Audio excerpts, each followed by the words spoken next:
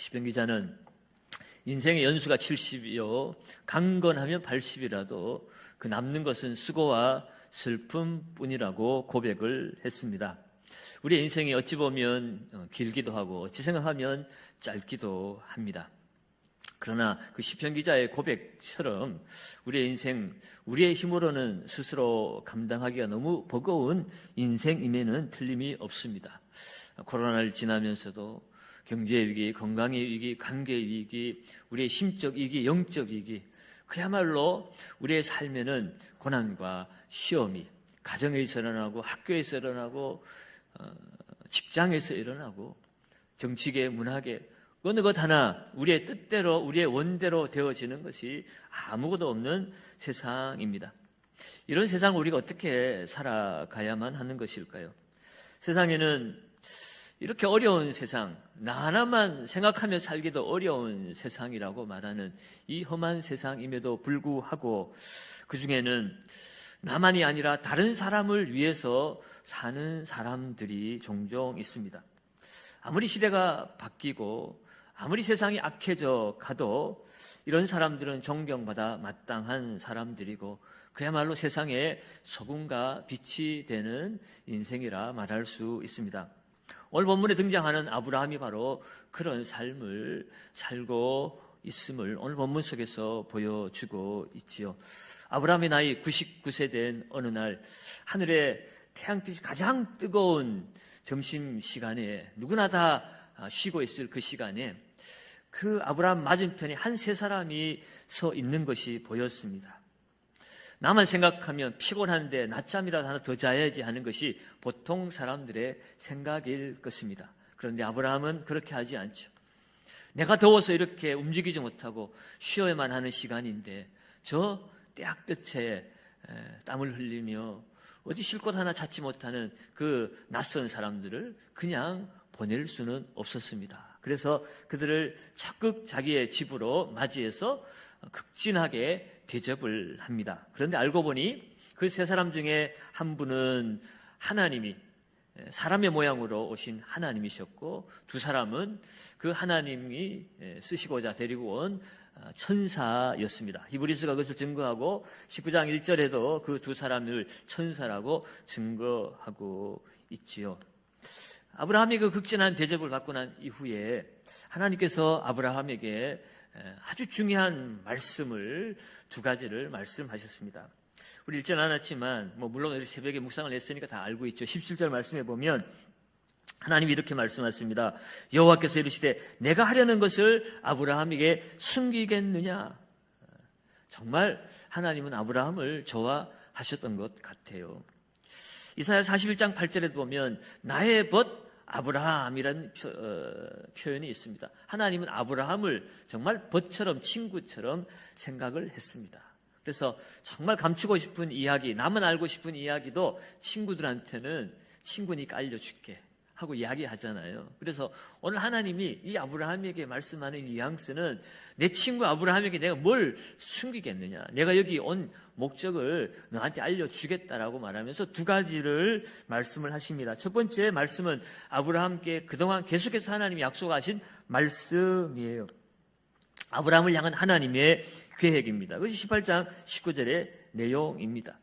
창세기 12장에서 이미 하나님 말씀하셨던 내가 너를 복으로 삼을 것이고 너는 복의 근원이 되어서 너로 인하여서 모든 민족이 복을 받을 것이다. 네가 축복하는 사람을 내가 축복하고 네가 저주하는 사람을 내가 저주할 것이다. 오늘 아브라함에게 네가 복의 근원이 될 것임을 말하고 그 후손들을 통해서 하나님의 공의를 행하는 백성, 하나님의 법도를 따르는 하나님의 백성으로 삼아서 앞으로 이곳에 하나님의 나라를 이루어 가겠다라고 아주 위대한 원대한 하나님의 비전을 이 아브라함에게 말씀을 해 주시는 것이었습니다. 그러면서 또 한 가지 중요한 오늘 이곳에 온 하나님의 목적을 아브라함에게 말씀을 하시죠. 그것은 바로 소돔과 고모라를 심판하시기 위함이라는 것입니다. 그 소돔과 고모라의 죄악이 가득 차서 이제는 하나님이 더 이상 심판을 미루실 수 없는 상황까지 오게 되었고 정말 그러한지 아닌지 살펴보러 오셨다고 말씀을 하신 것이었습니다. 그런데 아브라함이 자신의 그 위한 하나님의 그 놀라운 계획에 대해서는 뭐라고 이야기를 하지 않았습니다. 그런데 이 소돔과 고모라를 심판하신다는 그 하나님의 말씀 앞에 그는 즉각적으로 반응을 합니다. 오늘 읽은 내용이죠. 하나님 앞에 탄원을 하고 있는 것입니다. 보통 사람 같으면 자신에게 이런 일이 이루어질 거야, 그 얘기면 귀에 안 들어오겠습니까? 남이 어떻게 되든 오늘 우리의 귀는 항상 내가 잘 되는 것에 관심이 되어 있습니다. 내가 좋은 대학 가고 또 좋은 돈벌이를 하고 또 원하는 자리에 올라가고 이런 것들이 이루어지신다고 하면 다른 건 다 잊어먹고 그것만 귀에 남게 되어 있습니다. 그것이 보통 사람들의 그런 모습인데 오늘 아브라함은 정반대입니다. 자신에게 하나님이 그 놀라운 계획을 말씀해 주시는데 거기에 대해서는 반응을 하지 않고요. 오히려 그 소돔과 고모라를 심판하신다는 사실 앞에 그 소돔과 고모라 악이 관영한 이곳 오히려 심판받아 우리 동네 깨끗해지고 좋은 것 아니겠습니까? 차 잘 됐다 그렇게 하는 것이 오히려 일반적인 자기만을 생각하는 사람들의 모습인데 아브라함은 그렇지 않습니다. 소돔과 고모라에 대해서 집중을 하고 있습니다. 오늘 본문 23절에서 25절 사이의 말씀이에요. 시간 관계상 우리가 읽지는 않겠습니다. 그냥 장면만 보시고요. 아브라함이 하나님 앞에 두 가지 질문을 합니다. 하나는 이 하나님이 소돔을 심판하시는 것에 대해서 동의합니다. 하나님이 악을 그냥 내버려 두셔서는 안 되는 것이 그건 분명한 거니까 동의를 합니다. 그러나 그럼에도 불구하고 이 소돔이 심판받는 것은 당연한 것이지만 만약에 그 소돔에 의인이 있다면 하나님 그것은 좀 뭔가 하나님의 그 공의와 부합되지 않는 것 아닙니까? 악인들이 멸망하는 것 때문에 거기에 의인이 함께 멸망을 당한다면 그것은 공정하지 못합니다. 요즘 흔히 말하는 정의롭지 못합니다 라고 하나님 앞에 말씀을 하고 있습니다. 오늘 우리가 공정이 화두가 되고 있지 않습니까? 왜 누군가는 특별 대우를 받고 누구는 또 다른 사람보다 더 나쁜 다른 사람 때문에 내가 손해를 봐야 되는 이거는 정의롭지 못하고 공정하지 못하다. 요즘 젊은이들이 부르짖는 것이기도 하죠. 의인이 악인들 때문에 함께 멸망당한다는 것은 이건 공정하지 못한 것 아닙니까? 라고 그렇게 하나님께 말씀을 드린 것이고요. 또 한 가지 질문은 소돔과 그 고모라에 의인 50이 있다면 하나님 어떻게 하시겠습니까? 하고 질문을 한 것입니다.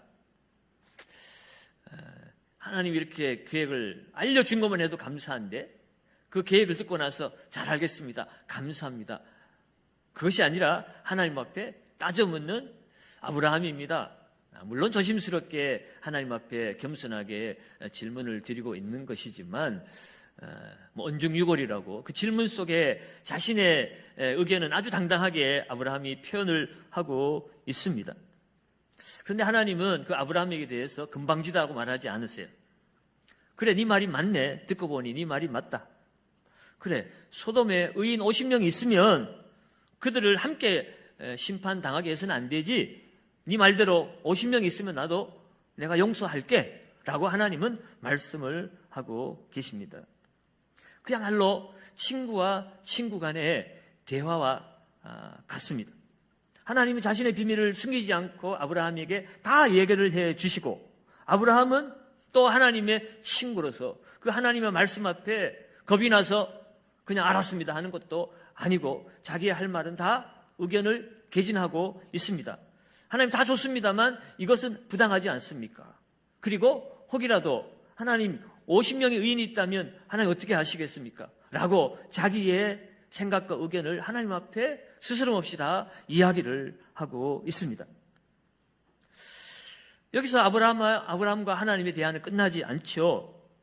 계속 이어지고 있습니다. 아브라함은 하나님 앞에 무려 5번을 연이어서 더 하나님 앞에 질문을 합니다.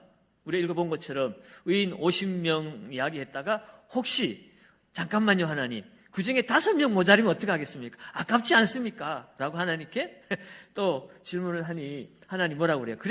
그래 5명 아깝네. 45명이라도 내가 용서할 거야. 그러니까 아브라함이 또 다급하게 그러면 30명은 어떻겠습니까? 그래 30명이 있어도 내가 용서하지. 그러면 20명은 어떻습니까? 20명도 내가 용서하지. 그리고 마침내 10명까지 내려왔습니다. 그래 10명? 내가 10명이라도 용서하겠다라고 하나님은 말씀을 하셨습니다. 그런데 재밌는 사실은 여러분, 왜 아브라함이 이왕 내려온 것 1명까지 내려가지 왜 10명에서 멈췄을까? 그런 생각 한번 안 들어보시나요? 뭐 하나님이 겁이 났으면 45명에서 끝내든지 이렇게까지 내려왔으면 이왕 뭐 한번 맞은 비 엄청 맞으면 되잖아요. 겁이 나서 멈췄을까요? 여러분 예레미야 5장 1절에 보면 이런 말씀이 있습니다. 너희는 예루살렘 거리로 빨리 다니며 그 넓은 거리에서 찾아보고 알라. 너희가 만일 정의를 행하며 진리를 구하는 자를 한 사람이라도 찾으면 내가 이 성읍을 용서하리라. 여러분 하나님의 용서의 데드라인이 10명이 아니었어요. 아브라함이 10명 넘어가면 9명부터는 하나님이 용서하지 않을 것이라서 멈춘 것이 아니에요. 더 내려가도 됩니다.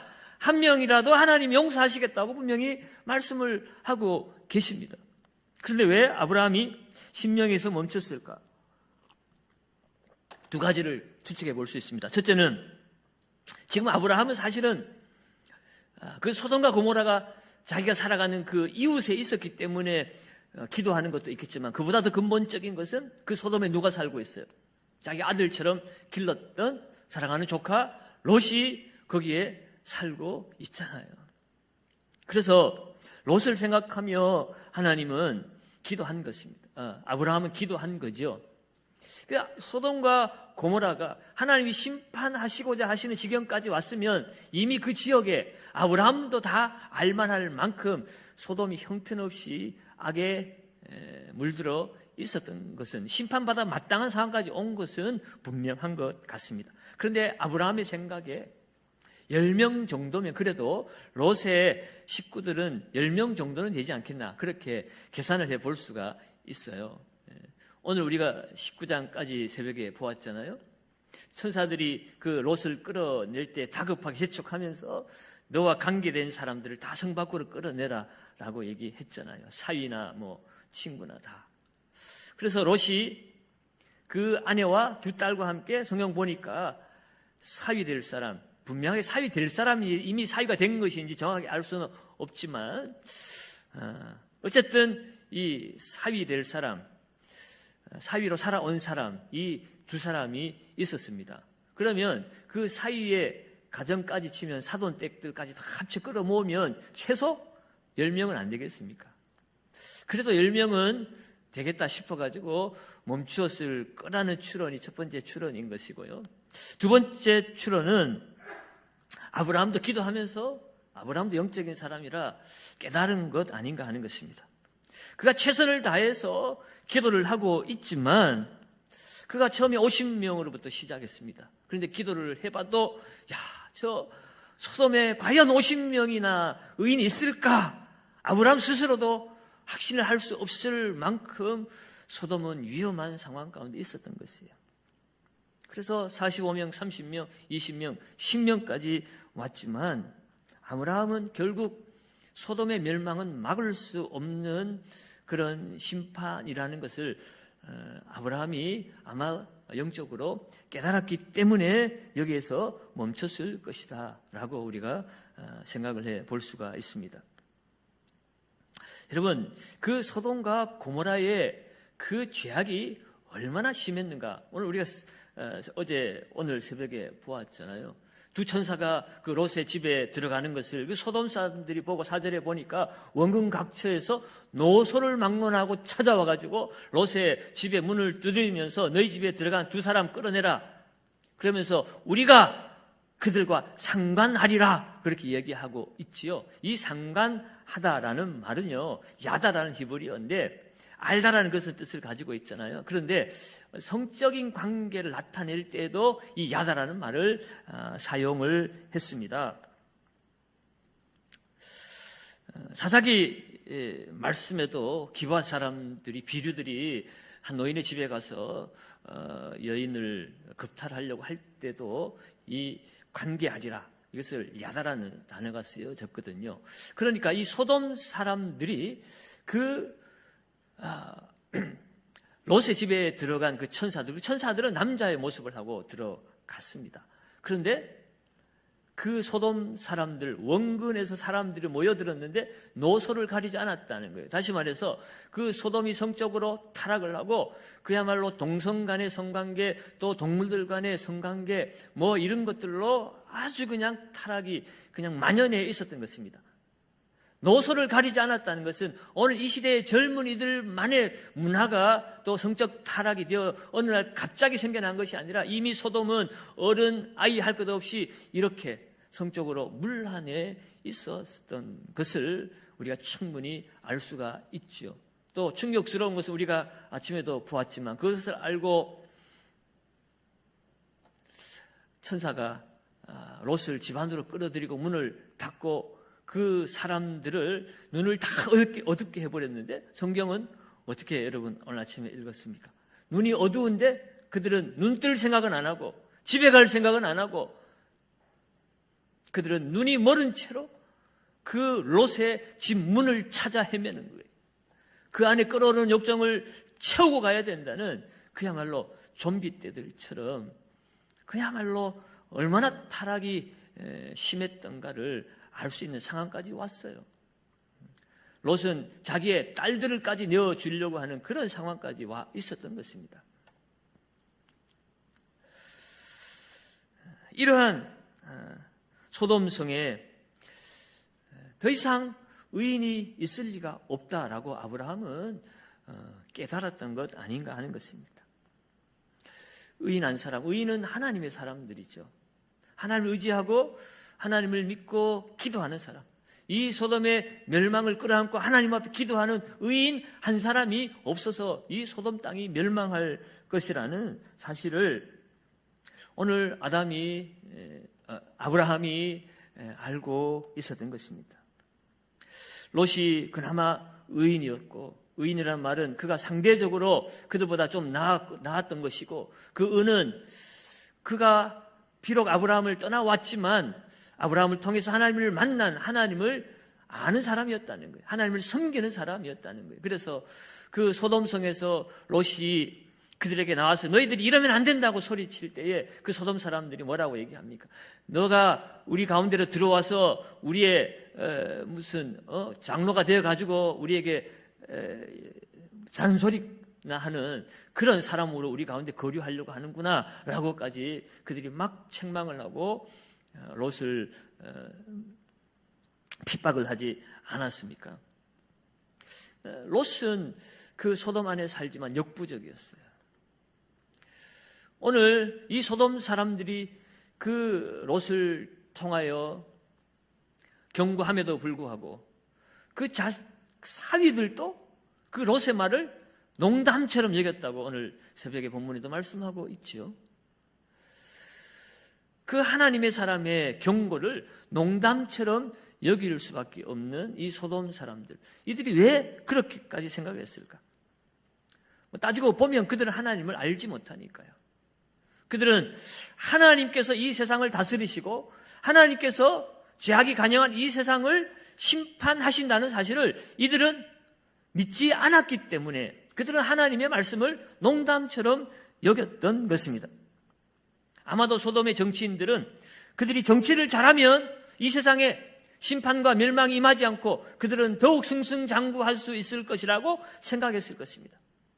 소돔의 군인들은 우리가 군사력을 완비하고 힘을 키우면 우리는 이 즐거움을 누릴 수 있을 것이라고 생각을 한 것이겠죠. 소돔의 교육가들은 우리가 자녀들을 잘 키우면, 그들에게 잘 가르치면 이 세상은 계속해서 발전할 것이라고 그들은 생각했을 것입니다.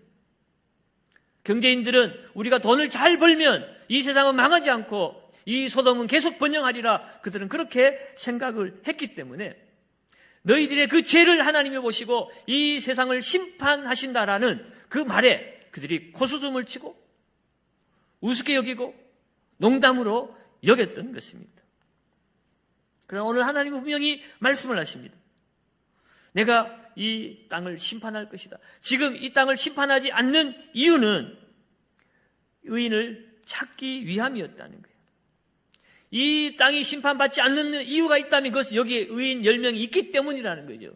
그러나 그 의인 10명이 없으면, 아니 의인 한 사람이 없으면 이 세상은 심판당한다는 것이에요. 이 소돔은 결국 이 하나님의 말씀을 멸시하다가 하나님의 말씀을 농담처럼 여기다가 그들은 유황불 아래 사라져 버렸습니다. 심판을 당합니다. 그러나 감사한 것은 하나님께서 이 소돔 땅을 심판하시지만 아브라함의 기도를 들으시고 롯의 가정을 구원하셨다는 이야기입니다. 오늘 새벽에도 말씀 나누었지만 오늘 우리가 살아가는 이 세상은 소돔과 같은 세상이 이미 되어버렸습니다. 이 땅은 이대로 가면 심판당하는 것이 당연한 것입니다. 심판되어질 이 세상 속에서 그래도 우리가 당당하게 소망을 품고 살아낼 수 있는 이유는 그 하나님의 심판이 임할 때라도 하나님은 우리의 손을 놓지 않으신다는 거예요. 소돔이 당장 멸망당하는 그 순간이었지만 하나님은 천사들에게 롯을 성 밖으로 피신시킬 때까지 소돔을 심판하지 않으셨습니다. 그들이 안전하게 성 밖을 나간 이후에 하나님은 소돔을 심판하셨죠. 오늘 이 땅을 살아가는 우리들에게도 하나님은 심판받을 세상 속에서 예수 그리스도를 통해서 우리를 구원해 주셨습니다. 오늘 창세기 19장 29절에도 하나님이 그 지역의 성을 멸하실 때 곧 롯이 거주하는 성을 엎으실 때에 하나님이 누구를 생각하사? 아브라함을 생각하사 롯을 그 엎으시는 중에서 내보내셨더라. 여러분 얼마나 놀라운 이야기입니까? 심판당하는 그 세상 속에서 롯이 구원받은 이유는 하나님이 아브라함을 생각하셨기 때문이라는 것이에요. 여러분 생각하다라는 이 말이 분명히 정확하게 무엇을 의미하는 건지 우리가 다 알 수는 없습니다. 아브라함의 그 기도를 생각했다라고 생각해도 되겠지요. 그런데 하나님께서 왜 아브라함의 기도를 들으셨을까? 그것은 하나님이 아브라함에게 주신 약속과도 연관이 있습니다. 하나님이 창세기 12장부터 끊임없이 아브라함이 하신 약속이 무엇입니까? 너는 복이 될지라. 너를 저주하는 자를 나도 저주하고 너를 축복하는 자를 내가 축복하겠다고 하나님 말씀하셨습니다. 너로 말미암아 모든 민족이 복을 받을 것이니라. 오늘 하나님이 아브라함을 생각했다는 것은 그 하나님이 아브라함에게 약속하신 그 약속의 말씀을 생각하신 것이에요. 아브라함이 기도했잖아요. 아브라함이 축복하는 곳에 하나님 축복하신다는 것입니다. 아브라함이 롯의 가정을 구원하시고자 하나님 앞에 기도했기 때문에 롯이 구원받은 것이라는 거예요. 여러분, 우리가 함께 찬양하는 복음 찬송 중에 누군가 늘 기도하네 라는 찬송이 있지요. 여러분, 우리가 구원받은 것은요, 우리 스스로 우리가 잘나서 우리가 구원받은 것이 아니라 누군가 끊임없이 우리를 위해서 기도했기 때문입니다. 그것이 여러분들의 부모이든지 아니면 여러분의 배우자이든지 아니면 여러분의 형제이든지 아니면 여러분을 사랑하는 이웃이든지 그들이 끊임없이 저와 여러분들을 기도했기 때문에 하나님께서 그 기도를 들으시고 저와 여러분들을 구원해 내신 줄로 믿습니다. 사람들만이 아니에요. 예수 그리스도를 통해 우리를 구원해 내신 그 하나님께서요, 주님은 그 성령을 보내주셔서 오늘도 우리를 위해서 성령 하나님께서 친히 이 땅에서 우리가 구원받을 수 있도록 우리를 위해서 기도해주고 계신다고 로마서 8장 26절이 이렇게 증거하고 있습니다. 같이 한번 읽어봅니다. 이와 같이 성령도 우리의 연약함을 도우시나니 우리는 마땅히 기도할 바를 알지 못하나 오직 성령이 말할 수 없는 탄식으로 우리를 위하여 친히 간구하시느니라. 아멘. 성령이 말할 수 없는 탄식으로 우리를 위해서 친히 간구하신다라고 말씀하고 있습니다. 여러분, 성령은 그리스도의 영이십니다. 예수 그리스도께서 우리를 위해서 끊임없이 하늘 보좌 우편에서 우리를 위해서 중보하고 계신다는 거예요. 우리를 위해서 기도하고 계신다는 것입니다. 그러면 여러분, 우리도 그 주님의 기도를 닮아서 오늘 우리는 기도하는 삶을 살아야 됩니다. 오늘 본문의 제목을 중보 기도의 능력이라고 그랬는데, 기도에는 여러 가지 기도의 이름들이 있죠. 특별히 이 중보 기도는 다른 사람을 위해서 우리가 간구하는 기도를 중보 기도라고 얘기합니다. 조금 더 엄밀하게 말하자면 우리 교회에서는 도고 기도라는 용어를 사용하고 있죠. 왜냐하면 이 중보 기도라는 말이 오늘 한국 교회에 관용적으로 사용되어지고 있지만 엄밀히 말하면 우리를 위해서 중보해 주실 수 있는 분은 예수 그리스도밖에 없기 때문에 그렇습니다. 예수님이 하나님과 우리 사이의 유일한 중보자이시기 때문에, 참 하나님이시면서 참 사람이 되신 예수님만이 하나님과 우리 사이에서 참 중보자이십니다. 그래서 중보 기도라는 말은 예수님에게만 해당되는 용어이기 때문에 우리가 중보 기도라는 용어가 익숙하지만 그 단어를 쓰는 것은 옳지 않다. 그래서 저희 교회에서는 오래전부터 도고 기도라는 용어를 사용합니다. 디모데전서 2장 2절에 보면 도고라는 기도가 나와요. 기도할 도자에 보고할 고자 해서 타인을 위해서 간구한다는 거예요. 그래서 우리가 도고 기도라는 말을 쓰는데, 이 도고라는 말도 사실 오늘 신세대에게는 이렇게 딱 와닿지 않는 단어입니다. 그래서 우리가 중보 기도라는 단어를 사용하지 못하고 도고 기도라는 사용도 익숙하지 않다면 이웃을 위한 기도라고 이렇게 용어를 사용하시거나 이해하시면 제일 쉽습니다. 이웃을 위한 기도, 도고 기도. 오늘 이 아브라함의 기도는 오늘 이 땅을 살아가는 성도들이 이웃을 위해서 어떻게 기도해야 되는가, 그 도고 기도의 모범을 보여주는 기도입니다. 오늘 세 가지 면에서 이 아브라함의 이 도고 기도, 이웃을 위한 기도의 모범을 생각해 보면, 첫째는요, 이 아브라함의 도고 기도는 하나님의 성품에 근거한 기도였습니다. 25절 말씀을 같이 한번 읽어봅니다. 25절입니다. 주께서 25절 띄워주세요. 같이 읽습니다. 주께서 이같이 하사 의인을 악인과 함께 죽이심은 부당하오며 의인과 악인을 같이 하심도 부당하나이다. 세상을 심판하시는 이가 정의를 행하실 것이 아니니까. 아멘. 오늘 아브라함이 하나님 앞에 당당하게 간구할 수 있었던 이유는 무엇입니까? 하나님의 그 공의로운 성품, 하나님의 그 정의로운 성품의 그 속성에 위배되는 일을 하나님이 하시지 않으실 것에 대한 분명한 확신이 있었기 때문입니다. 차마 이 아브라함의 기도를 하나님이 모른다 할 수가 없는 거예요. 왜? 아브라함이 바른 소리 하고 있잖아요. 의인을 악인과 함께 죽이심은 부당하다는 것이에요. 정의의 하나님께서, 공의의 하나님께서 악인이 심판받아 죽는 것은 그야말로 당연한 것이지만 의인이 악인과 함께 멸망을 당하는 것은 하나님의 정의에 부합하지 아니하십니다 라고, 그래서 하나님 앞에 기도한 것이에요. 그래서 하나님 앞에 아브라함은 50명에서 10명까지 6차례나 하나님 앞에 계속 기도할 수 있었던 것입니다. 자칫 잘못 되들었다고 그죠? 이놈이 말 안 들어 하고 그냥 꿀밤을 한 대 맞을 텐데, 하나님의 그 성품에 근거해서 하나님 앞에 기도하니 하나님도 그걸 기쁘게 들으실 수밖에 없는 거예요. 하나님의 자비와 긍휼은 또한 하나님의 그 공의와 정의의 성품보다 더 크고 높으신 것을 믿으시기 바랍니다. 하나님은 공의와 정의를 행하실 때에 의인이 악인과 함께 멸망당하지 않는 것은 하나님의 공의와 정의에 위배되는 것이지만, 또한 우리가 죄인일지라도 하나님 앞에 우리의 구원을 위해서 기도할 수 있는 것은요, 하나님은 정의와 공의의 하나님이시지만 하나님의 사랑과 자비와 긍휼이 더욱 크시기 때문에 오늘 우리는 죄인이지만 하나님 앞에 그 죄인을 구해달라고 기도할 수가 있는 것이에요. 마태복음 18장 21절 22절에도 보면 베드로가 자기가 다른 사람을 용서한 것을 아주 자랑스럽게 생각하고 칭찬받으려고 주님 앞에 그렇게 말씀을 하죠. 내가 죄를 범하면 몇 번이나 형제를 용서해 주면 좋겠습니까? 라고 그렇게 이야기하면서 7번까지 할 수 있으면 되겠습니까? 나는 7번 정도 용서할 할 용의가 있습니다. 라고.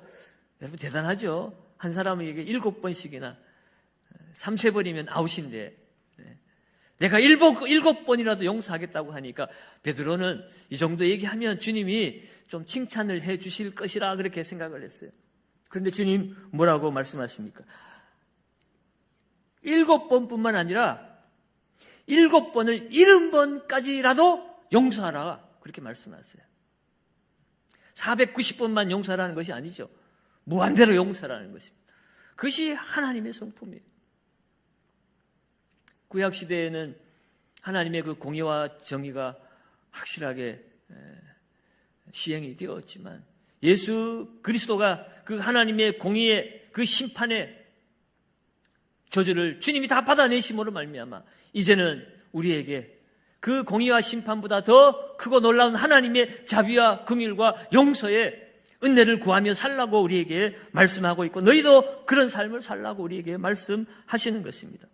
그러면 사랑하는 여러분, 오늘 우리가 감히 기도할 수 있는 이유가 있다면 그것은 우리의 공로 때문에 기도하는 것이 아닙니다.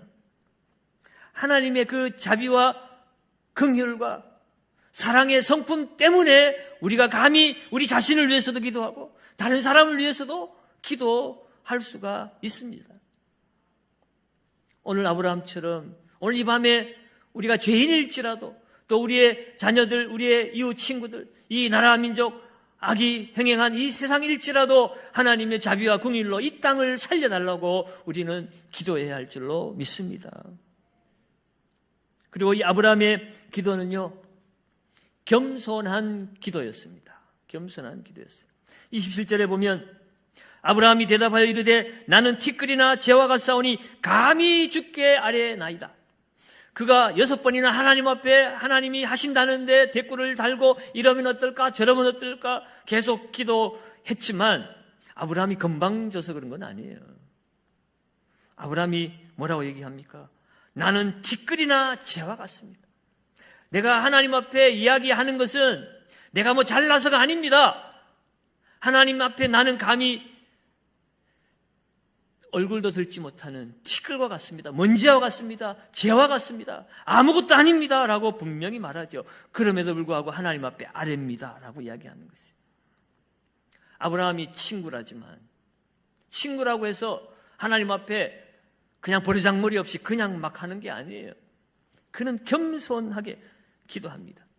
이 말은 무엇입니까? 내가 기도하지만 그 기도를 들으시고 응답하시는 그 주권은 하나님께 있다는 거예요.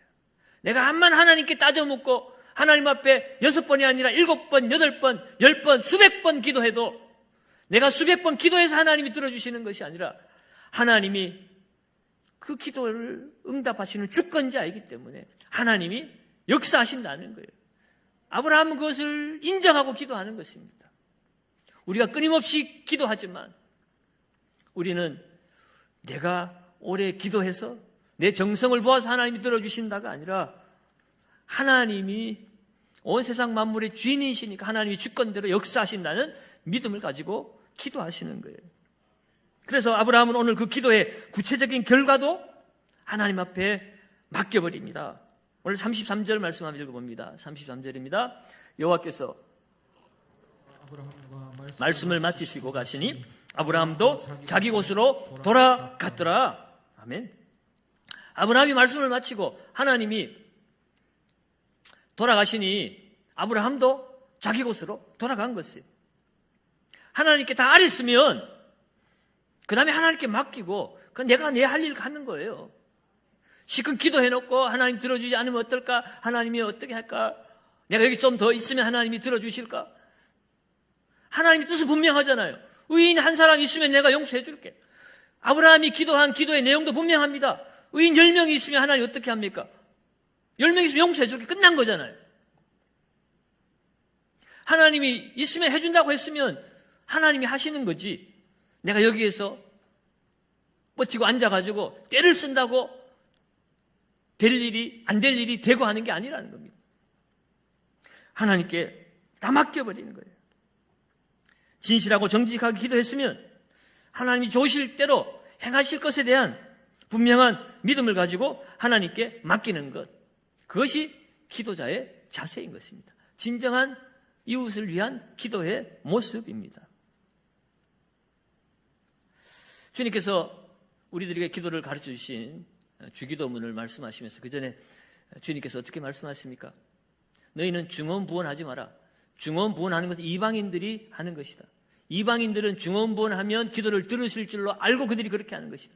중언부언이 뭡니까? 했던 얘기 또 하고 뭐 이 얘기 저 얘기 또 하고 중얼중얼 연불 내우듯이 그냥 남미아미 타불 하고 계속해서 막 뭘 계속 그냥 중얼중얼 하면 그래야 하나님이 많이 응답하신다라고 생각하는 거예요. 여러분 그렇게 한다고 하나님 들으시는 게 아닙니다. 최선을 다해서 기도하고 그 결과는 하나님께 맡기고 그리고 순종하는 것, 그것이 도고 기도자의 자세인 것이죠. 그리고 마지막 세 번째로 이 아브라함의 도고 기도는요, 소명을 따르는 기도입니다. 소명을 따르는 기도. 앞서 말씀드린 것처럼 하나님은 아브라함을 복으로 삼으셨습니다.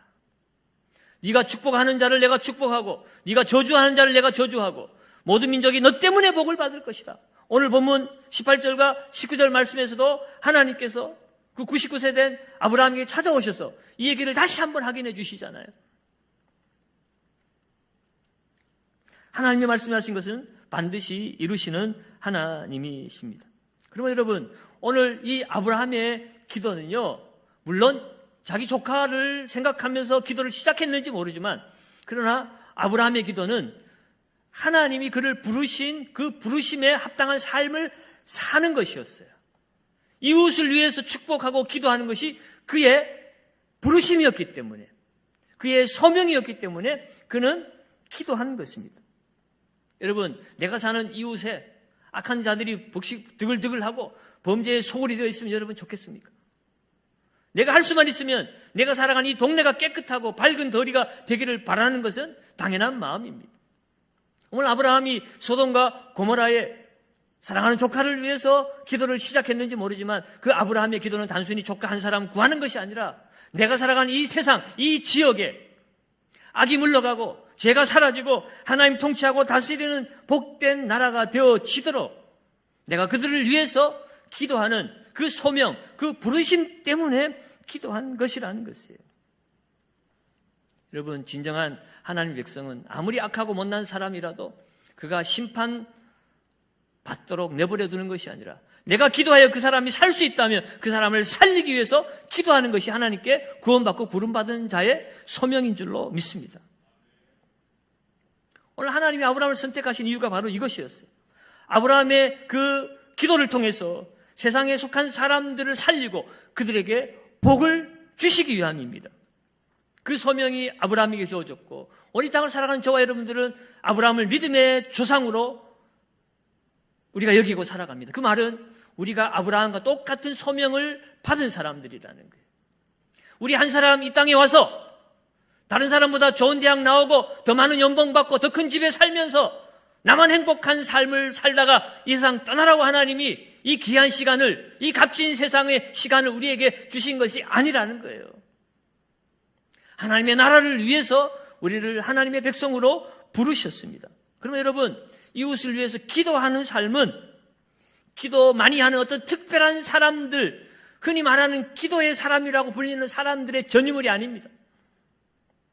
구원받은 모든 성도는 나 자신을 위해서만 기도하는 것이 아니라 이웃을 위해서, 타인을 위해서 기도하는 소명을 받은 사람들이라는 것이에요. 그러면 여러분, 오늘 이 시간 하나님께서는 저와 여러분들에게 이 이웃을 위한 기도의 자리로 우리를 초대하고 계십니다. 가정에서는 가정의 가족들을 위해서 우리는 기도해야 되는 것이고, 직장에서는 직장 이웃을, 동료를 위해서 기도해야 되고, 교회에서는 성도들을 위해서, 내가 살아가는 지역사회의 이웃을 위해서, 나와 상관없는 사람들일지라도 그들이 돌아오기를 기도해야 합니다. 세계 선교를 위해서, 선교사들을 위해서도 기도해야 됩니다. 자, 여러분, 다음 주 월요일부터 금요일까지 미스바 기도회로 우리는 모입니다. 여러분, 이스라엘이 위기에 처했을 때 사무엘은 이스라엘 백성들을 미스바로 모았습니다. 거기에서 금식하며 회개하며 기도했습니다. 그 기도로 말미암아 하나님이 다시 이스라엘과 임재해 주시고 하나님이 그 모든 블레셋을 물리쳐 주시고 이 사무엘이 사는 날 동안에 블레셋이 감히 침공하지 못했다 그랬습니다. 그리고 이 사무엘이 마지막 인생이 다할 때 사무엘이 뭐라고 이야기를 합니까? 사무엘상 12장 23절에 보면 나는 너희를 위해서 기도를 쉬는 죄를 범하지 아니하리라. 그가 기도하지 않는 것을 죄라고까지 이야기를 하고 있습니다. 기도가 멈춰지면 하나님의 백성들의 복이 멈춰지기 때문이에요. 아브라함의 기도의 끝은 소돔의 멸망이었습니다. 오늘 하나님의 백성들인 교회가 이 나라를 위해서 기도하지 않으면 이 교회의 끝은 이 나라의 끝은 멸망인 것입니다. 여러분, 우리가 기도하는 한 이 세상에는 소망이 있는 것입니다. 의인들의 기도 소리가 살아있는 동안에는 내 가정이 멸망하지 않고 이 경산이 멸망하지 않고 이 대한민국이 멸망하지 않고 지켜지는 것입니다. 왜요? 하나님 의인의 기도를 들으시기 때문에. 베드로전서 2장 9절에 뭐라고 얘기합니까? 너희는 택하신 족속이요 왕같은 제사장들이라고 이야기를 하고 있습니다. 여러분, 우리는 왕같은 제사장입니다. 제사장은 하나님 앞에 이 세상 사람들을 죄를 들고 나아가서 하나님 앞에 기도하는 중보자입니다. 기도함으로 말미암아 하나님의 뜻을 돌이키는 것이에요. 왕이 세상을 통치합니다. 그런데 이 땅의 왕은 하나님이십니다. 그런데 왜 우리가 왕같은 제사장일까요? 제사장의 역할은 기도하는 사람입니다.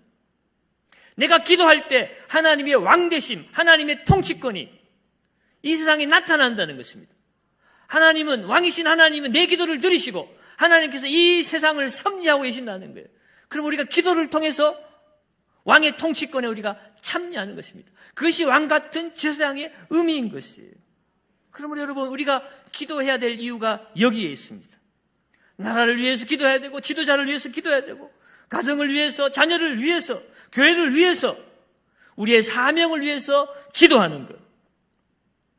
그것이 왕같은 제사장, 오늘 성도들의 손에 달려 있음을 오늘 이 아브라함의 말씀을 통해서 우리에게 알려주고 계신 것입니다. 사랑하는 여러분, 오늘 우리는 이 기도의 사명, 이웃을 위해 기도하는 도고 기도자의 사명을 우리는 온전히 감당해야 할 줄로 믿습니다. 그리할 때 하나님이 약속하신 대로 우리를 복의 통로로 삼으셔서 우리는 끊임없이 하나님의 복이 흘러 들어오는 복의 사람이 될 것이며, 나 때문에 나와 함께하는 내 가정이 복 있는 가정 되고, 내 직장이 복 있는 직장이 되고, 내 학교와 직업과 이 나라가 복된 삶의 현장으로 변화되게 될 줄로 믿습니다. 오늘 이 주님의 부르심에 응답하시고 주님께 영광 돌리시는 우리 영상교회 모든 성도들 다 되시기를 예수님의 이름으로 축원드립니다.